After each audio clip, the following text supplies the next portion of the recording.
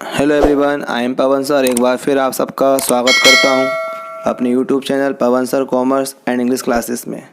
आज इस वीडियो में हम देखेंगे क्लास 12th अकाउंट का बारे में समझेंगे। इसमें इकाई 7 दी गई हैं। ये पहला पार्ट है इकाई फर्स्ट का, जिसमें आपको उसके पूरा ऑब्जेक्टिव, विकल्प, खालिस्तान से बताए जाएंगे और जो क्वेश्चंस दिए गए हैं 2 मार्क्स 5 मार्क्स में हिंदी में, उसका इंग्लिश ट्रांसलेशन किया जाएगा।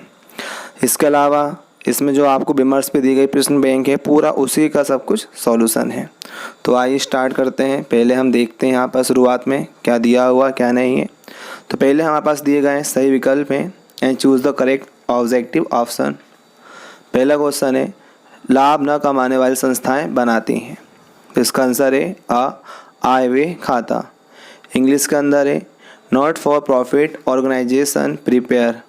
Answer is first a income and expenditure account.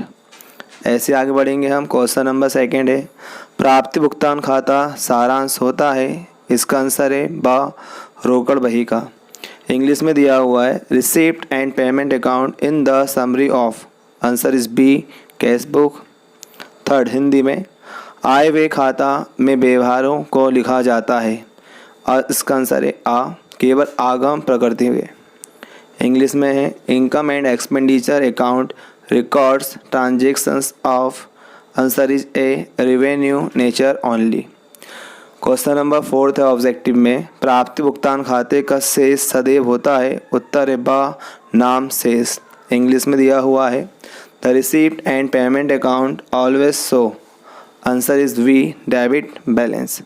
तो ये हमारे पूरे विकल्प हो गए हैं, 4 दिए गए थे। आगे बढ़ेंगे तो इसमें दिया हुआ है रिक्त स्थानों की पूर्ति करो, फिल इन द ब्लैंक्स। पहला दिया हुआ हिंदी में गैर व्यापारिक संस्था अपना हिसाब किताब खालिस्तान पद्धति से रखती हैं।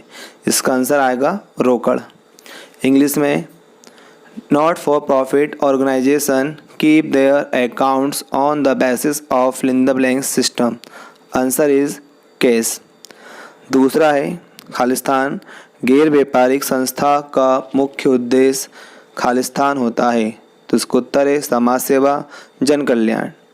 इंग्लिश में the main aim of not for profit organisation is providing. Answer is that social service.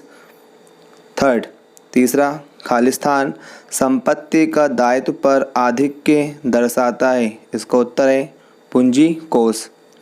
English में है fill in the blanks represent the excess of assets over liabilities. Answer is that capital fund. चौथा, हिंदी में आय व्यय खाते में केवल खालिस्तान मदें ही लिखी जाती हैं। इसका आंसर है आयगत।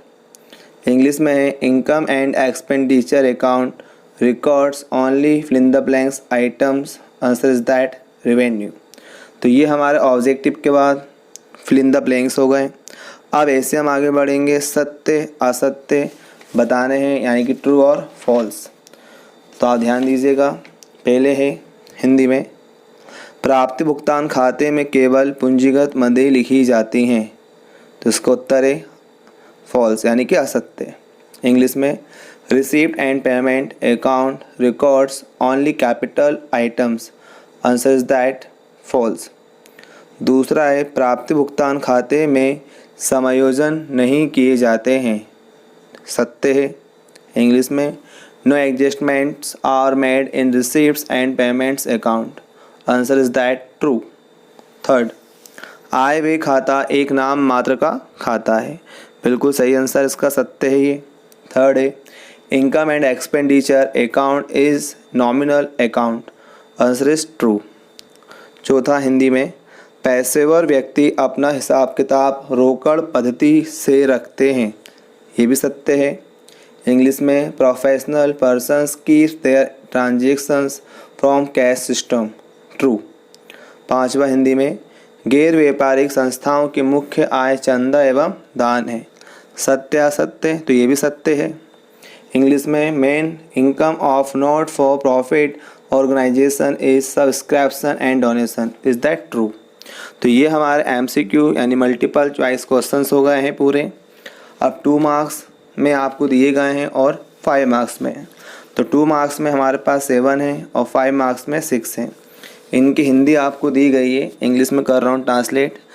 क्वेश्चन बता दूंगा, आंसर्स आप बुक में मिल सकते हैं। यदि आप आंसर भी जानना चाहते हैं तो आप कमेंट बॉक्स के अंदर कमेंट करके मुझसे जो भी आपको आंसर नहीं मिला हो उसके बारे में पूछ सकते हैं। तो 2 मार्क्स में स्टार्ट करते हैं। पहला है हिंदी में, आय व्यय खाते से क्या आशय है? इंग्लिश में, what is mean bye income and expenditure account. दूसरा, ये सब 2 मार्क्स वाले हैं। दूसरा, गैर व्यापारिक संस्था से क्या आशय है? What is mean by not for profit organisation. ध्यान दीजिएगा, गैर व्यापारिक यानी कि लाभ न कमाने वाली संस्था, इंग्लिश में नॉट फॉर प्रॉफिट ऑर्गेनाइजेशन भी कहते हैं और नॉन ट्रेडिंग भी कहते हैं।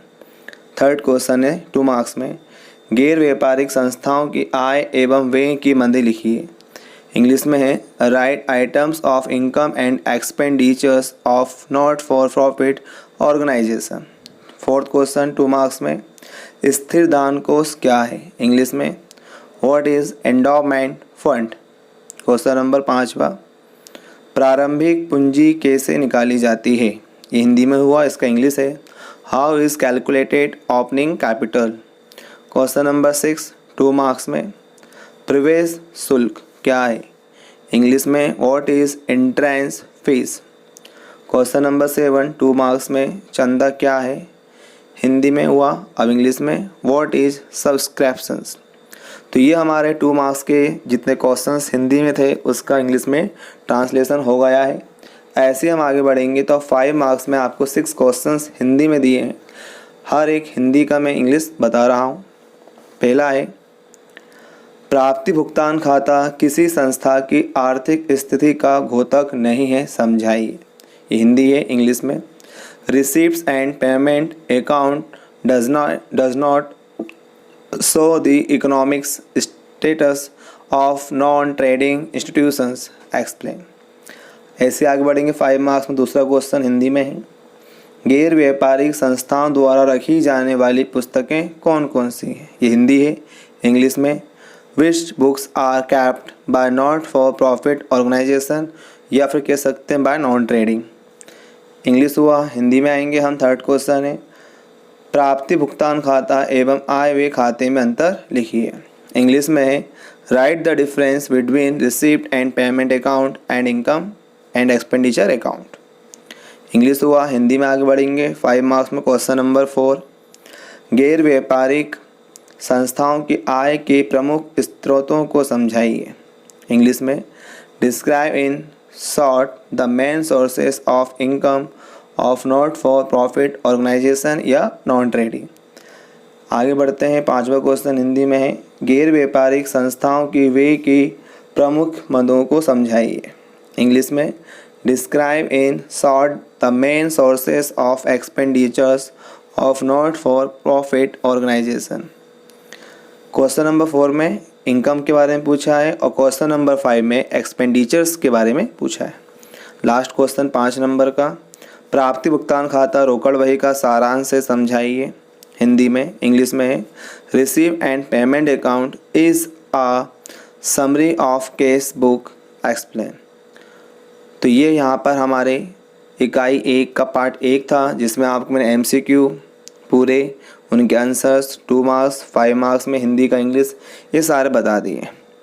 अब इसके बाद पार्ट 2 बनाऊँगा इकाई 1 का, जिसमें आपके पास इसमें हमारे पास 5 मार्क्स में 2 न्यूमेरिकल्स क्वेश्चन दिए गए हैं, जिसमें क्वेश्चंस और उनके आंसर्स आपको बताए जाएंगे। अगर आप मेरी इस वीडियो पे पहली बार आए हैं तो प्लीज़ इसे सब्सक्राइब करें, अच्छे लगे हो तो लाइक करें, कमेंट्स में अपने आंसर बताएं।